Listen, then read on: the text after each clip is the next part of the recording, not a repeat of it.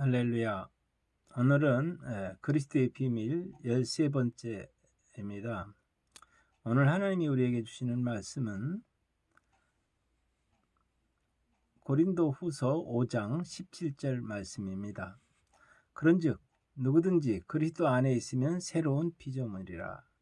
이전 것은 지나갔으니 보라 새 것이 되었도다. 여기서 오늘 주시는 말씀 속에 누구든지 그리스도 안에 있으면 새로운 피조물이다. 그럼 그리스도 밖에 있으면 새로운 피조물이 아니겠죠. 그러니까 우리가 그리스도 안에 있어야 돼요.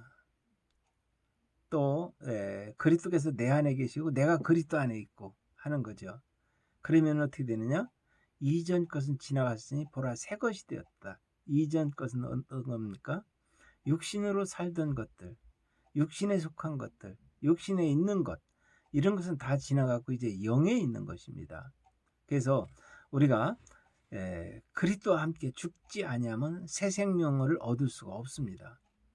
우리는 그리스도와 함께 십자가에 못 박혔나니 그런즉 이제 내가 산 것 아니요 그리스도께서 내 안에 사신 것이다. 갈라디아서 2장 20절 말씀이죠. 그와 같이 그리스도와 함께 십자가에 못 박혀 죽은 것입니다. 로마서 6장 8절에 보면 만일 우리가 그리스도와 함께 죽었으면 또한 그와 함께 살 줄을 믿노니 죽었으면 살 줄을 믿노니 라고 하는 거예요. 우리가 그리스도와 함께 다 죽은 자로서 우리는 그런 고백이 있어야 되고 그것이 실제 삶 속에 나타나야 돼요. 이제 내가 산 것 아니라는 것이 분명해야 됩니다. 이는 그리스도께서 죽은 자 가운데서 살아나셨음에 다시는 죽지 아니하고 사망이 다시 그를 주장하지 못할 줄 알미로다 라고 하는 거죠. 그래서 갈라디아서 3장 27절에 보니까 누구든지 그리스도와 합하기 위해 세례를 받은 자는 그리스도로 옷 입었다 하는 거예요. 그래서 여러분들은 여러분들의 삶 속에 또 여러분들의 말 속에 행동 속에 형상이 그리스도의 형상으로 나타나야 되는 것입니다. 로마서 8장 9절에 보니까 만일 너희 속에 하나님의 영이 거하시면 너희가 육에 있지 아니하고 영에 있나니 누구든지 그리스도 영이 없으면 그리스도의 사람이 아니다. 그리스도 영이 있을 때 그리스도 사람입니다. 또 하나님의 영이 그리스도의 영이 하나님의 영입니다. 10절에 보니까 또 그리스도께서 너희 안에 계시면 몸은 죄로 말미암아 죽은 것이나 영은 의로 말미암아 살아있는 것이다. 우리의 몸은 죄로 죽은 것이고 우리의 영은 의로 말미암아 살아있는 것이다 라고 이렇게 말씀하고 있습니다. 11절에 보면 예수를 죽은 자 가운데서 살리신 이의 영이 너희 안에 거하시면 그리스도 예수를 죽은 자 가운데서 살리신 이가 너희 안에 거하시는 그의 영으로 말미암아 너의 죽을 몸도 살리리라. 좀 말이 어렵죠?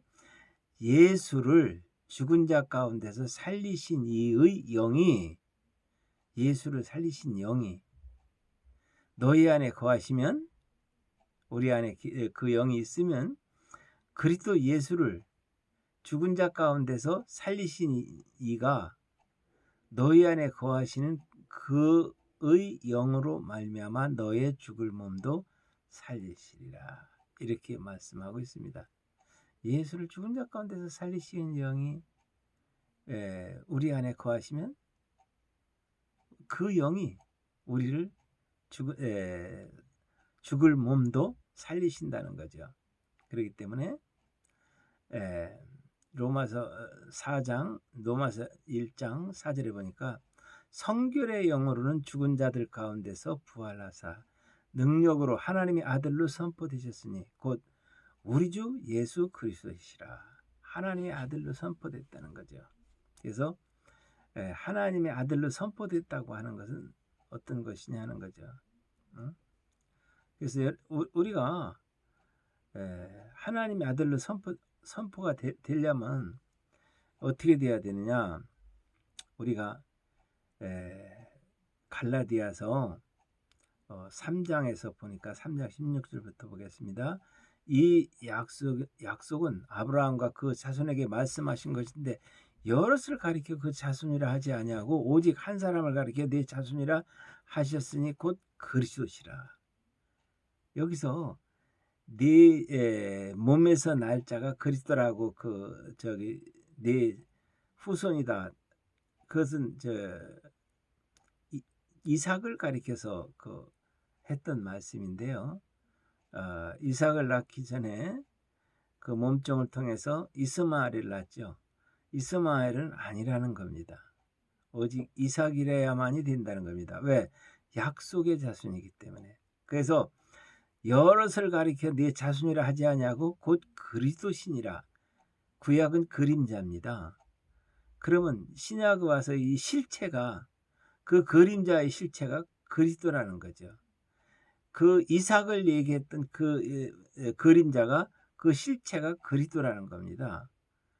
그러나 성경은 모든 것을 제 아래 갖다 주셨으니 이는 예수 그리스도를 믿는 믿음으로 말미암아 약속을 믿는 자들에게 주려 함이니 너희가 그리스도의 것이면 곧 아브라함의 자손이요 약속대로 유업을 이을 자다. 이렇게 유업을 이을 자, 하나님이 하시는 모든 일도 우리가 함께할 자들이다.